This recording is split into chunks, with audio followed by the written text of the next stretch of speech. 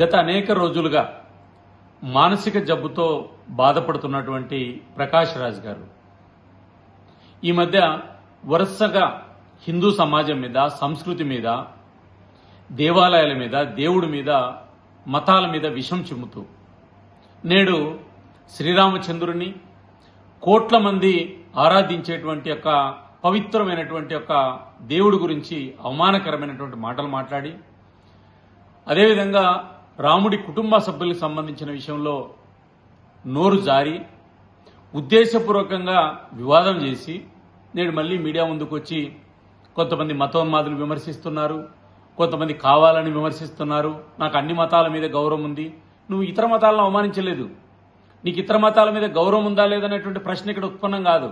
హిందూ సమాజాన్ని ఎందుకు అవమానించావు, రాముడిని ఎందుకు అవమానించావు, రాముడి కుటుంబాన్ని ఎందుకు అవమానించావు, 120 నుంచి 130 కోట్ల మంది దేశంలో ఆరాధ్యంగా పూజించేటువంటి శ్రీరామచంద్రుని యొక్క మాట్లాడాల్సినటువంటి వివాదం ఎందుకు వచ్చింది, ఈ విషయాలు మాట్లాడకుండా మళ్ళా ఈరోజు సిగ్గు లేకోకుండా ఈరోజు తన మీడియా ముందరకు వచ్చి మాట్లాడేటువంటి వ్యాఖ్యలు ఏవైతే ఉన్నాయో ఇది క్షమించరన్నటువంటిది.